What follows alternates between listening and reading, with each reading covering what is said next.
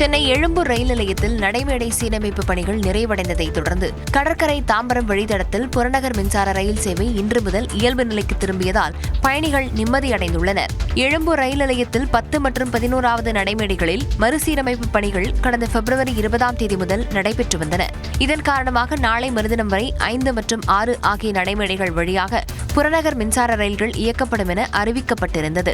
அதோடு எழும்பூர் வழியாக 204 மின்சார ரயில்கள் இயக்கப்பட்டு வந்த நிலையில் பாதியாக குறைக்கப்பட்டதால் லட்சக்கணக்கான மக்கள் இன்னலை சந்தித்து வந்தனர். நடைமேடை பணிகள் முடிவடைந்த பின்னர் நாளை மறுநாள் முதல் மின்சார ரயில்கள் சேவை சீராகும் என கூறப்பட்டது. ஆனால் திட்டமிட்ட நேரத்திற்கு முன்னதாகவே பணிகள் முடிந்ததால் இன்று முதல் வழக்கமான அட்டவணைப்படி புறநகர் ரயில்கள் இயக்கப்படுகின்றன. எங்களுக்கு கொஞ்சம் வேலைக்கு போறவங்க ரொம்ப சிரமமாக தான் இருந்தது. ஆனால் இது ரயில்வே டிபார்ட்மெண்ட் சொன்ன மாதிரி அந்த கரெக்டான அந்த தேதிக்குள்ளே வேலையை முடித்து எங்களை மாதிரி ஆஃபீஸ் போகிறவங்களுக்கெல்லாம் இந்த சிரமங்கள்லாம் இல்லாமல் நல்ல மாதிரி பண்ணி கொடுத்துருக்காங்க. பட் கூடிய விரைவில் இதை சரி பண்ணி கொடுத்ததுக்கு ரயில்வே துறைக்கு நாங்கள் நன்றி சொல்கிறோம் சார். இந்த மறுபடியும் ஃப்ரீக்வெண்ட்டாக வரும் அப்படின்ற மாதிரி சொல்லியிருக்காங்க. ஸோ அது ஹாப்பி தான் எல்லாருக்குமே. பிப்ரவரி 20ஆம் தேதிக்கு முன்பு நடைமுறையில் இருந்த வழக்கமான அட்டவணைப்படி புறநகர் ரயில்கள் இயக்கப்படும் என்று தெற்கு ரயில்வே அறிவித்துள்ளது. தமிழ்நாட்டில் சட்டம் ஒழுங்கு டிஜிபியை நியமிப்பதில் இழுபறி நீடித்து வந்த நிலையில் மூத்த ஐபிஎஸ் அதிகாரியான சந்தீப் ராய் ரத்தோரை புதிய டிஜிபியாக நியமனம் செய்து தேர்தல் ஆணையம் உத்தரவிட்டுள்ளது. தமிழக சட்டம் ஒழுங்கு டிஜிபியாக இருந்த சங்கர் ஜிவால் கடந்த ஆகஸ்ட் 31ஆம் தேதி ஓய்வு பெற்றார். அதன் பின்னர் தமிழக அரசு ஐபிஎஸ் அதிகாரி வெங்கட்ராமனை பொறுப்பு டிஜிபியாக நியமனம் செய்தது. இதனை எதிர்த்தும் சீனியாரிட்டி அடிப்படையில் டிஜிபியை நியமிக்க கோரியும் உச்சநீதிமன்றத்தில் வழக்கு தொடரப்பட்டது. இதனை விசாரித்த நீதிமன்றம் சட்டம் ஒழுங்கு டிஜிபி பதவிக்கான பெயர்களை ஒரு வாரத்திற்குள் தமிழக அரசு பரிந்துரை செய்ய வேண்டும் என்றும் அந்த பட்டியலில் உள்ளவர்களின் பெயரை இறுதி செய்து 2 வாரங்களுக்குள் யுபிஎஸ்சி தேர்வு செய்து புதிய டிஜிபி பெயரை தமிழக அரசுக்கு அனுப்பி வைக்க வேண்டும் என்றும் கடந்த பிப்ரவரி மாதம் உத்தரவிட்டது. இதற்கிடையே தேர்தல் நடத்தை விதிகள் அமலுக்கு வந்ததால் டிஜிபி நியமன விவகாரத்தில் முதலமைச்சரால் முடிவெடுக்க முடியாத சூழல் நிலவி வந்தது. இந்நிலையில் தமிழக சட்டம் ஒழுங்கு டிஜிபியாக சந்தீப் ராய் ரத்தோரை நியமித்து தேர்தல் ஆணையம் உத்தரவு பிறப்பித்துள்ளது. 1992ஆம் ஆண்டு பேட்ச் ஐபிஎஸ் அதிகாரியான சந்தீப் ராய் ரத்தோர் தற்பொழுது பயிற்சி கல்லூரி டிஜிபியாக உள்ளார். சந்தீப் ராய் ரத்தோர் அடுத்த 6 மாதங்களுக்குள் ஓய்வு பெற இருப்பது குறிப்பிடத்தக்கது. தமிழ்நாட்டில் சட்டமன்ற தேர்தலை முன்னிட்டு ஐஏஎஸ் மற்றும் ஐபிஎஸ் அதிகாரிகளை பணியிட மாற்றம் செய்து தேர்தல் ஆணையம் உத்தரவிட்டுள்ளது. தமிழ்நாடு சட்டப்பேரவைக்கு வரும் 23ஆம் தேதி ஒரே கட்டமாக தேர்தல் நடைபெறுகிறது. இதை முன்னிட்டு தேர்தல் நடத்தை விதிகள் அமலில் இருப்பதால் அதிகாரிகளை தேர்தல் ஆணையம் அதிரடியாக மாற்றி வருகிறது. அந்த வகையில் தூத்துக்குடி மாவட்டம் ஆட்சியர் இளம்பகவத் மாற்றப்பட்டு புதிய ஆட்சியராக விஷு மகாஜன் நியமிக்கப்பட்டுள்ளார். சேலம் ஆட்சியர் பிருந்தாதேவி மாற்றப்பட்டு அருண் தம்புராஜ் நியமிக்கப்பட்டுள்ளார். இதேபோன்று மதுரை காவல் ஆணையராக இருந்த லோகநாதன் மாற்றப்பட்டு அபிஷேக் தீக்ஷித் நியமிக்கப்பட்டுள்ளார். தாம்பரம் காவல் ஆணையராக இருந்த அமல்ராஜ் மாற்றப்பட்டு சஞ்சய்குமார் நியமிக்கப்பட்டுள்ளார். மேற்கு மண்டல ஐஜியை மாற்றி புதிய ஐஜியாக ரம்யா பாரதியை தேர்தல் ஆணையம் நியமித்துள்ளது. சில அதிகாரிகளை மாற்ற வேண்டுமென எதிர்க்கட்சிகள் கோரி வந்த நிலையில் இடமாற்றம் நடைபெற்றுள்ளது. சட்டமன்ற தேர்தலை முன்னிட்டு புதுச்சேரியில் பரப்புரை மேற்கொள்வதற்காக பிரதமர் மோடி இன்று மாலை 3:20 மணி அளவில் தனி விமானம் மூலம் சென்னை வருகிறார். புதுச்சேரி கேரளா சட்டமன்ற தேர்தலில் போட்டியிடும் தேசிய ஜனநாயக கூட்டணி வேட்பாளர்களை ஆதரித்து இன்றும் நாளையும் பிரதமர் நரேந்திர மோடி பரப்புரை மேற்கொள்ள திட்டமிட்டுள்ளார். அதன்படி இன்று மாலை 3:20 மணி அளவில் தனி விமானம் மூலம் சென்னை வரும் பிரதமர் மோடி ஹெலிகாப்டர் மூலம் புதுச்சேரிக்கு செல்கிறார். அங்கு அஜந்தா சிக்னல் சந்திப்பு, அண்ணா சாலை மற்றும் அண்ணா திடல் உள்ளிட்ட பகுதிகளில் ரோட் ஷோ செல்லும் பிரதமர் தேசிய ஜனநாயக கூட்டணி வேட்பாளர்களை ஆதரித்து வாக்கு சேகரிக்க உள்ளார். அதன்பின் சென்னை திரும்பும் பிரதமர் கிண்டியில் உள்ள நட்சத்திர விடுதியில் இன்று இரவு தங்குகிறார். அப்போது தேர்தல் தொடர்பாக பாஜக மூத்த தலைவர்களுடன் பிரதமர் நரேந்திர மோடி ஆலோசனை மேற்கொள்கிறார். அதைத் தொடர்ந்து நாளை கேரளாவுக்கு செல்லும் பிரதமர் தேர்தல் பரப்புரையில் ஈடுபடுகிறார்.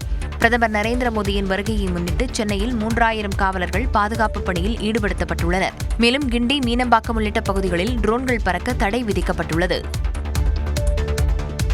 கோவையை கைப்பற்ற நினைக்கும் பாஜக மெட்ரோ ரயில் திட்டத்தை வழங்க மறுப்பதாக முதலமைச்சர் மு க ஸ்டாலின் குற்றம் சாட்டியுள்ளார்.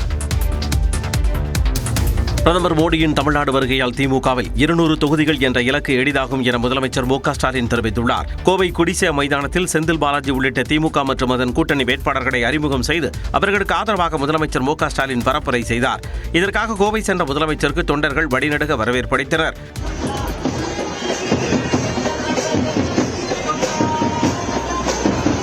பரப்புரை கூட்டத்தில் உரையாற்றிய முதலமைச்சர் மு க ஸ்டாலின் பிரதமர் சென்னை வரவுள்ளதை குறிப்பிட்டு பேசினார். 4ஆம் தேதி சென்னையில் ரோடு ஷோ பண்ண வராராம். இதனால யாரு மகிழ்ச்சி அடைகிறாங்களோ இல்லையோ, நாங்க மகிழ்ச்சி அடைகிறோம். திமுக காரங்களுக்கு இப்ப செம குஷி. அவர் வந்தா நம்மோட 200 தொகுதி இலக்கு அடைகிறது உறுதியாகிடும். தொடர்ந்து பேசிய அவர் கோவையை கைப்பற்ற நினைக்கும் பாஜக மெட்ரோ ரயில் திட்டத்தை வழங்க மறுத்து வஞ்சிப்பதாக குற்றம் சாட்டினார். கோவை மதுரை மக்கள் தொகை இவங்க சொல்ற 20 லட்சத்தை எல்லாம் தாண்டி இருக்கும். ஆளே இல்லாத கடையில டீ காத்துற மாதிரி ஆக்ராவில் மெட்ரோ விட்டு இருக்கு பாஜக. ஆக்ராவில் மெட்ரோ விட்டு இருக்கு. ஆக்ரா மக்கள் தொகை எவ்வளவு? 16 லட்சம் தான். தேர்தல் நேரத்தில் மட்டும் பாஜகவுக்கு தமிழ்நாடு நினைவுக்கு வருவதாகவும் அவர் விமர்சித்தார். தேர்தல்களில் வெற்றி பெற முடியவில்லையே என்ற பொறாமையில் திமுக ஆட்சி மீது எடப்பாடி பழனிசாமி பொய்களை பரப்பி வருவதாக முதலமைச்சர் மு க ஸ்டாலின் குற்றம் சாட்டியுள்ளார். ஈரோடு அருகே திண்டலில் ஈரோடு கிழக்கு, மேற்கு, மொடக்குறிச்சி, கோபிச்செட்டிப்பாளையம் உள்ளிட்ட தொகுதிகளின் திமுக கூட்டணி வேட்பாளர்களை ஆதரித்து முதலமைச்சர் மு க ஸ்டாலின் பரப்புரை மேற்கொண்டார். அப்போது திமுக அரசின் திட்டங்களை பட்டியலிட்ட அவர் வீட்டிற்கு ஒருவராவது அரசின் திட்டங்களால் பயன்பெற்று வருவதாக பெருமிதம் தெரிவித்தார். தொடர்ந்து பேசிய முதலமைச்சர் பொள்ளாச்சி பாலியல் வன்கொடுமை வழக்கில் குற்றவாளிகளை தப்பிக்க விட்டவர் எடப்பாடி பழனிசாமி என்று விமர்சித்தார். தமிழ்நாட்டுடைய இந்த வளர்ச்சி பாஜகவோட கிளை செயலாளராக இருக்கக்கூடிய பழனிசாமி அவர்களுக்கு எரிச்சல் தருது, வயிறு எரியுது. இந்த திமுகவும் ஸ்டாலினும் ஒரு தேர்தலில் கூட ஜெயிக்க விட மாட்டேங்கிறாங்க என்ற பொறாமையில் அந்த பொய்யையும் பொருளையும் பரப்புகிறார்.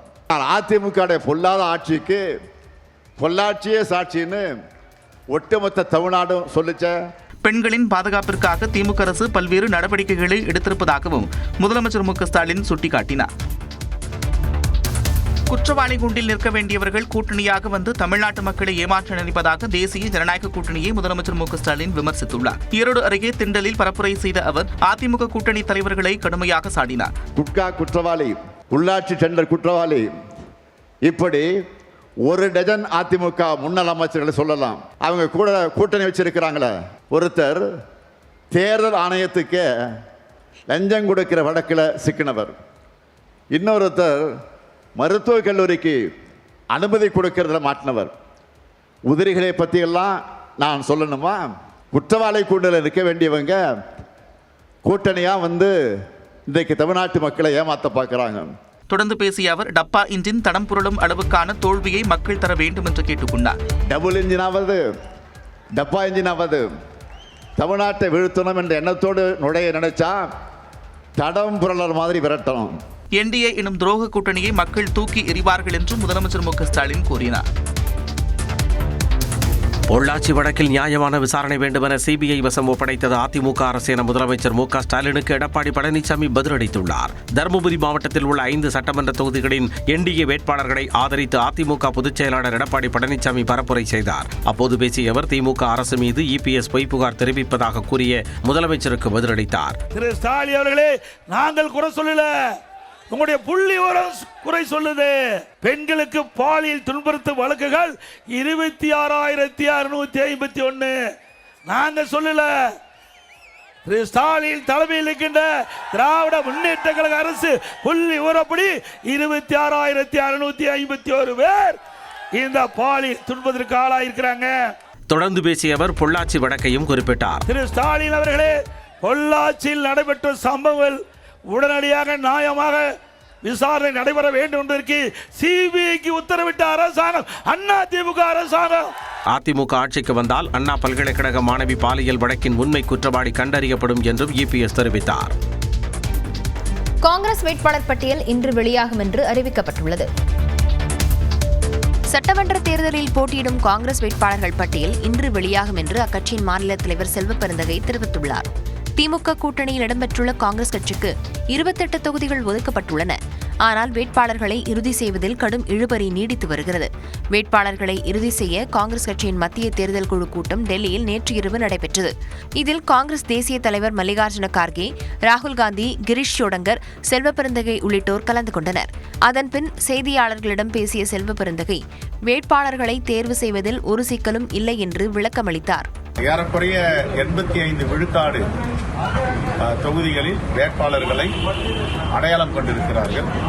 இன்னும் 15 விழுக்காடு இன்னும் ஓரிரு மணி நேரத்தில் முடிவு செய்யப்படும். நாளை காலையோ வேட்பாளர் பட்டியல் வெளிவரும். 3 நாள் தான் இருக்கு முடிவு. நாளைக்கு ஒரு நாள் லீவு, அப்புறம் ஞாயிற்றுக்கிழமை பண்ண முடியாது. சனிக்கிழமை திங்கக்கிழமை மட்டும் தான் நாமினேஷன் இல்ல 5ஆம் தேதி வரைக்கும் வெயிட் பண்ணுமா, இல்ல நாளைக்கு வழக்கம் போல காங்கிரஸ் கட்சி முந்தின நாள் தான் ரிலீஸ் பண்ணுவாங்க. அதுக்காக தான் அகில இந்திய கட்சிங்க நிறைய ஆய்வு பண்ணுவோம். இப்ப பிஜேபி ஒரு சிக்கல் அல்ல. காங்கிரஸ் சார்பில் போட்டியிடும் வேட்பாளர்கள் நாளை வேட்புமனு தாக்கல் செய்யலாம் என்று கூறப்படுகிறது.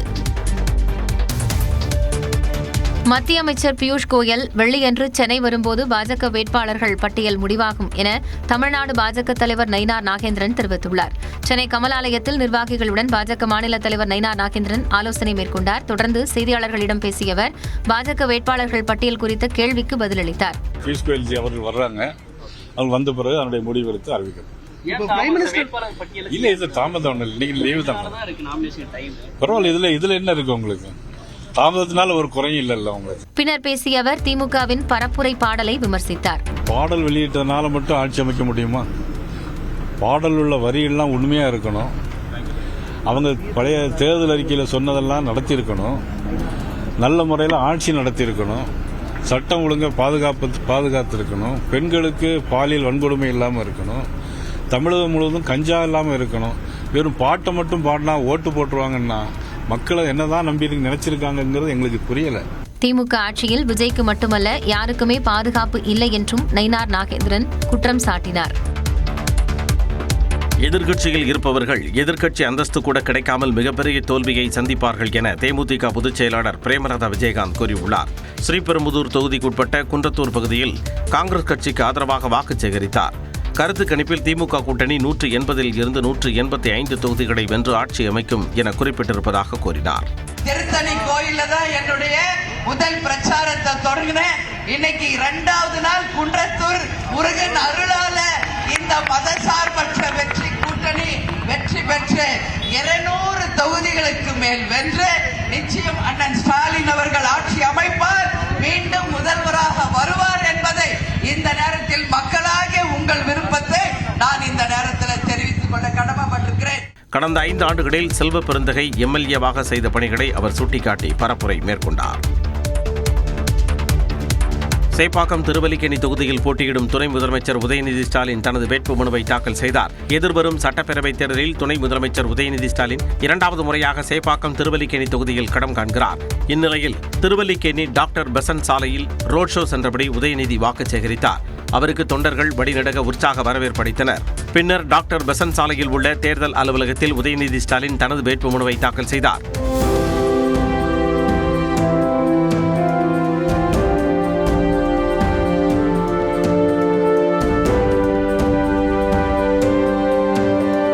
தொடர்ந்து மாலையில் திருவல்லிக்கேணியில் ஆட்டோவில் பயணித்து வீதி வீதியாக பரப்புரை மேற்கொண்டார்.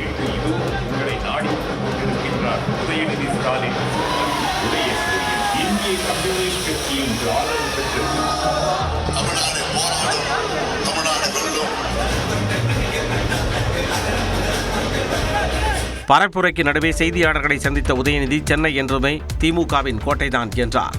சென்னை எப்பவுமே திமுகவோட கோட்டை தாங்க. இந்த முறையும் நிச்சயமாக சென்னைக்கு நிறைய திட்டங்களை நம்முடைய முதலமைச்சர் பண்ணியிருக்கிறோம், நம்முடைய அரசு பண்ணியிருக்கு. அதனால் சென்னை மக்கள் நிச்சயம் மீண்டும் திமுகவுக்கு, உதயசூரியனுக்கு, எங்களுடைய கூட்டணிக்கு, மதச்சார்பற்ற முற்போக்கு கூட்டணிக்கு ஆதரவு கொடுப்பாங்க, நம்பிக்கை இருக்கு. தேர்தலில் பெருவாரியான வாக்குகள் வித்தியாசத்தில் மீண்டும் வெற்றி பெறுவோம் என உதயநிதி நம்பிக்கை தெரிவித்தார். தன்னிடம் 12 கோடியே 92 லட்சம் ரூபாய்க்கு அசையும் சொத்துக்களும் 7 கோடியே 72 லட்சம் ரூபாய்க்கு அசையா சொத்துக்களும் இருப்பதாக துணை முதலமைச்சர் உதயநிதி ஸ்டாலின் வேட்புமனுவில் தெரிவித்துள்ளார். சேப்பாக்கம் திருவல்லிக்கேணி தொகுதியில் போட்டியிட உதயநிதி ஸ்டாலின் வேட்புமனு தாக்கல் செய்துள்ளார். அதில் கடந்த நிதியாண்டில் சுமார் 10 லட்சம் ரூபாய் வருமானம் ஈட்டியதாகவும் தனது மனைவி கிருத்திகா 2 கோடியே 92 லட்சம் ரூபாய் வருமானம் ஈட்டியதாகவும் குறிப்பிட்டுள்ளார். தன்னிடம் ரொக்கமாக 50,000 ரூபாய் கையிருப்பு இருப்பதாகவும் மனைவியிடம் 75,000 ரூபாய் கையிருப்பு உள்ளதாகவும் தெரிவித்துள்ளார். நடிகர் சங்க அறக்கட்டளைக்கு 11 கோடி ரூபாய் கடனாக வழங்கியிருப்பதாக தெரிவித்துள்ள உதயநிதி, தன்னிடம் தங்கம், வெள்ளி உள்ளிட்ட விலை மதிப்புமிக்க பொருட்கள் எதுவும் இல்லை என கூறியுள்ளார். 1 கோடி ரூபாய் மதிப்பிலான டிபெண்டர் கார் உட்பட மொத்தம் அசையும் சொத்துக்கள் 12 கோடியே 92 லட்சம் ரூபாய் என வேட்புமனுவில் தெரிவித்துள்ளார். அதே நேரம் மனைவி பெயரில் வாகனங்கள் இல்லை எனவும் 1600 கிராம் பூர்வீக நகைகள் உட்பட 13 கோடியே 25 லட்சம் ரூபாய்க்கு அசையும் சொத்துக்கள் இருப்பதாக குறிப்பிட்டுள்ளார். மனைவி பெயரில் அசையா சொத்துக்கள் எதுவும் இல்லை என தெரிவித்துள்ள உதயநிதி, தனது பெயரில் 7 கோடியே 72 லட்சம் ரூபாய் மதிப்பிலான அசையா சொத்துக்கள் இருப்பதாக தெரிவித்துள்ளார்.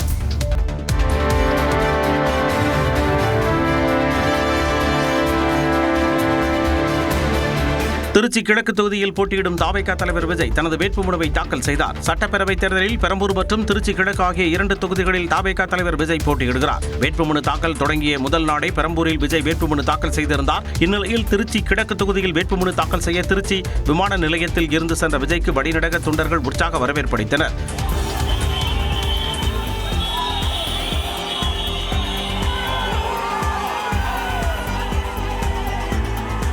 வேட்புமனு தாக்கல் செய்ய விஜய் ரோட் ஷோவாக சென்ற நிலையில் திருச்சி புதுக்கோட்டை தேசிய நெடுஞ்சாலையில் கடும் போக்குவரத்து நெரிசல் ஏற்பட்டது.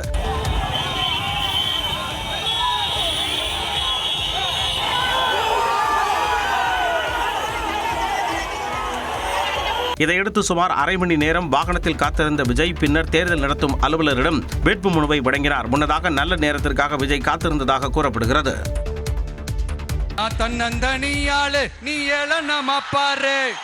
கொஞ்சம் நவுந்தனா இங்க 8 கோடி பேரு. தாவேகா பரப்புரை பாடலை பாடி விஜய் வாக்கு சேகரித்த காட்சிதான் இது. திருச்சி கிழக்கு தொகுதியில் போட்டியிடுவதற்கான வேட்புமனுவை தாக்கல் செய்த பிறகு மரக்கடையில் எம்ஜிஆர் சிலைக்கு விஜய் மாலை அணிவித்து மரியாதை செலுத்தினார். இதனைத் தொடர்ந்து பரப்புரையை தொடங்கிய விஜய் எரிவாயு சிலிண்டர் பிரச்சனையில் மத்திய மாநில அரசுகளை சாடினார். அவங்களாச்சும் கொஞ்சம் உஷாரா இருந்திருந்தாங்கன்னா இந்த கேஸ் தட்டுப்பாடை கொஞ்சம் கண்ட்ரோல் பண்ணியிருக்கலாம். இவங்களாச்சும் கொஞ்சம் முன்னெச்சரிக்கையா இருந்திருந்தா அட்லீஸ்ட் நம்ம ஊர்லயாச்சும் இந்த கேஸ் தட்டுப்பாடை கொஞ்சம் கண்ட்ரோல் பண்ணியிருக்கலாம். இவங்க 2 பேரும் தான் இதுக்கு காரணம். தொடர்ந்து பேசிய விஜய் கூட்டு சூழ்ச்சி செய்து ஜனநாயகன் பட வெடியீட்டை தடுத்து நிறுத்தியதாக குற்றம் சாட்டினார். இந்த கரூர் நிகழ்ச்சி சூழ்ச்சின்னு பலர் சொல்றது மாதிரி நம்ம கடைசி படமான ஜனநாயகன் அதான் நம்ம மனசுக்கு நெருக்கமான உங்க எல்லாரோடும் நமக்கு இருக்கிற பூர்வ ஜென்ம பந்தத்தை இன்னமும் எங்க இறுக்கமா மாத்திடுமோன்னு, எங்க அது இந்த தேர்தலில் நமக்கு மிகப்பெரிய ஆயுதமா மாறிடுமோன்னு ஒரு கூட்டு சூழ்ச்சி. மக்களுக்காக நீதி கேட்க வந்த தனக்கும் நீதி வேண்டுமெனவும் விஜய் கூறினார்.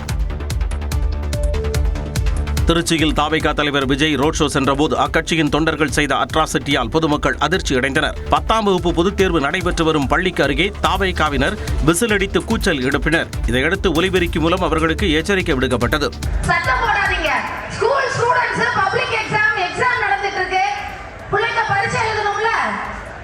விஜயின் ரோட் ஷோவின் போது சாலையின் இரு பக்கத்திலும் தொண்டர்கள் பின்தொடர்ந்தனர். ஆபத்தை உணராமல் எதிர் திசையிலும் வேகமாக சென்றதால் சக வாகன ஓட்டிகள் அதிர்ச்சியடைந்தனர்.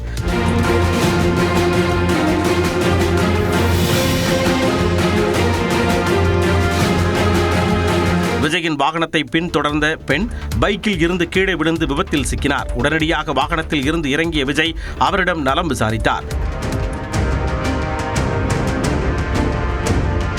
மரக்கடை பகுதியில் விஜய் பரப்புரையின் போது நெரிசலில் சிக்கி 2 பெண்கள் மயக்கமடைந்தனர். வெயிலின் தாக்கத்தால் நிலைகுலைந்த அவர்கள் ஆம்புலன்ஸ் மூலம் மருத்துவமனைக்கு அழைத்துச் செல்லப்பட்டனர். விஜய் பரப்புரை முடிந்து செல்லும் பொழுது தாவேகா நிர்வாகி ஆதவ் அர்ஜுனாவின் கார் மோதிய விபத்தில் பாதுகாப்பு பணியில் ஈடுபட்டிருந்த காவலர் சதீஷின் கால் முறிந்தது. அவரை மருத்துவமனையில் ஆதவ் அர்ஜுனா சந்தித்து நலம் விசாரித்தார்.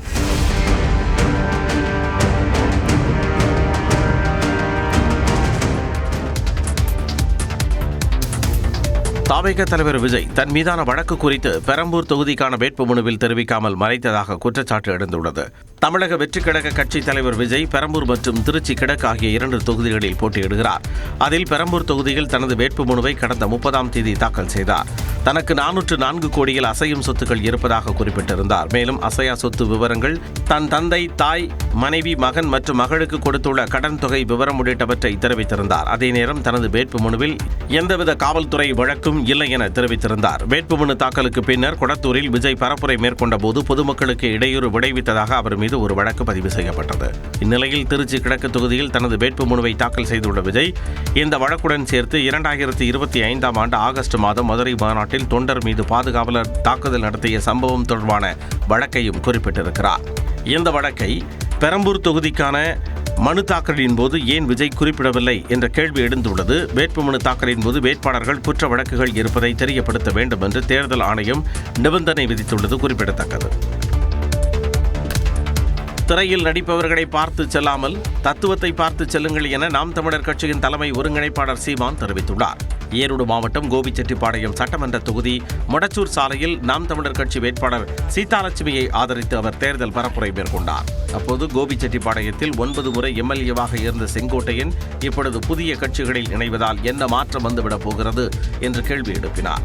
9 ஆண்டுகள் நீங்க சட்டமன்ற உறுப்பினராக இருந்து இந்த கோபிச்செட்டிப்பாளையத்துக்கு செய்யாத ஒரு நல்லதை தம்பி விஜய் டிவிக்கில சேர்ந்து வென்று வந்து செய்ய போறீங்களான்னு கேட்கிறேன். இதேபோல பெருந்துறை பேருந்து நிலையம் அருகே நடைபெற்ற பொதுக்கூட்டத்தில் ஈரோடு மாவட்டத்தில் 8 தொகுதிகளில் போட்டியிடும் நாம் தமிழர் கட்சி வேட்பாளர்களை அறிமுகப்படுத்தி வாக்கு சேகரித்தார். காலங்காலமா நாட்டை கெடுத்தவட்டிக்க ஓட்ட போட்டுட்டு பெத்த பிள்ளைகளை ரோட்ல போட்டு கத்த விட்டியில என் பாவம்லாம் உங்களை சும்மா விடாத நான் சொல்லிட்டேன்.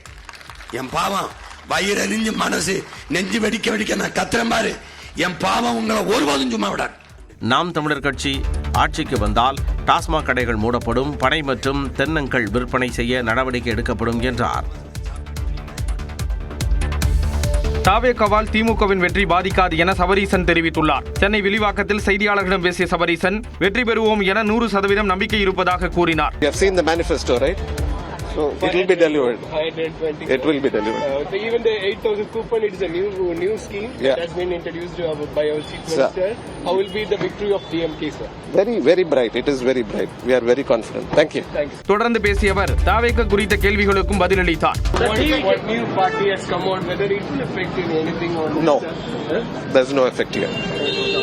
Because he is contesting in 2 constituencies. Which shows the confidence of the leader. Yeah? முன்னதாக திமுக வேட்பாளர் கார்த்திக் மோகனுக்கு ஆதரவாக வில்லிவாக்கம் நல சங்கங்களின் ஆலோசனை கூட்டத்தில் அமைச்சர் சேகர் பாபு, சபரீசன் உள்ளிட்டோர் பங்கேற்றனர். சென்னை ராயபுரம் தொகுதியில் 8வது முறையாக போட்டியிடும் முன்னாள் அமைச்சர் ஜெயக்குமார் வேட்புமனு தாக்கல் செய்தார். தொடர்ந்து செய்தியாளர்களிடம் பேசிய ஜெயக்குமார் 1991ஆம் ஆண்டு தேர்தலில் ஜெயலலிதா அடையாளம் காட்டிய ராயபுரம் தொகுதியில் தொடர்ந்து போட்டியிட்டு வருவதாக கூறினார். 8வது முறை நான் மனு தாக்கல் ராயபுரத்திற்காக மட்டுமே செய்திருக்கின்றேன். தமிழ்நாட்டில் ஒரு சிலர் தான் தொகுதி மாறாமல் ஒரே தொகுதியில் இருப்பார்கள்.